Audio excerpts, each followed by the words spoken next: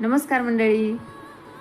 तर पाऊस चालू झाला म्हणून आपण इथं पेरण्या वगैरे करून घेतलेले आहेत आणि आपण इथं मका पेरले बघा आणि उगवूनही आलेले, किती छान मका उगवून आलेले बघू शकताय.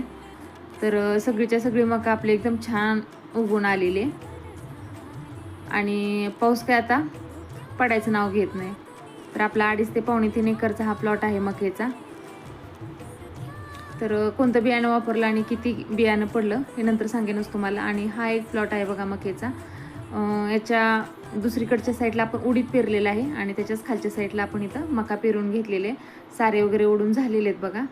आणि जो ऊस दिसतोय आपला तुम्हाला, आता रोडच्या साईडचा लागणीचा ऊस आहे आणि मधला खोडवा ऊस आहे आणि त्याच्या पुढचा लागणीचाच ऊस आहे. तर जिथून नजर जाते तिथंपर्यंत आपला ऊस आहे बघा हा. आणि इथं घराच्या शेजारीच आपण जे कडवाळ केले होतं त्याच्या शेजारीचं हे काय चवळीचे बी टोचले होते. तर 2-4 टोचलेले होते, त्याची किती छान आलेले आहेत बघा शेंगा.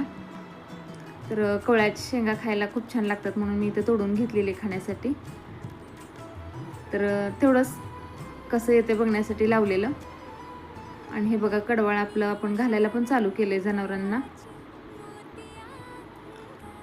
तर कडवाळ आपले एकदम छान आले बघा कमी वेळात. आणि घास तर बघू शकताय तुम्ही किती सुंदर दिसायला लागलेलं आहे. आता याचं खुरपण वगैरे झालंय, आतलं जे कडवाळ उगवलेलं होतं ते पण काढले आणि आता बघा किती छान दिसतोय. आणि अशी नारळ तर सारखीच पडत असतात आपल्या नारळाच्या झाडाची. आणि इकडे बघू शकताय तुम्ही आपली भेंडीची झाडं.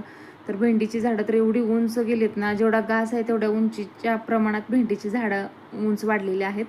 आणि भेंड्या तर खूप म्हणजे खूपच लागतात ह्याला. 1-2 दिवसांनी भेंड्या तोडल्या तरी दुसऱ्या 2-3 दिवसांनी अजून आहे अशा भेंड्या लागलेल्या असतात बघा. तर बघू शकता तुम्ही ही झाडं. तर एकदम ऑर्गॅनिक खायला भाज्या मिळतात आपल्या शेतामध्ये. आणि ह्या गवारीच्या शेंगा, आता गवारीच्या शेंगावर थोडासा रोग पडायला चालू झालेला आहे.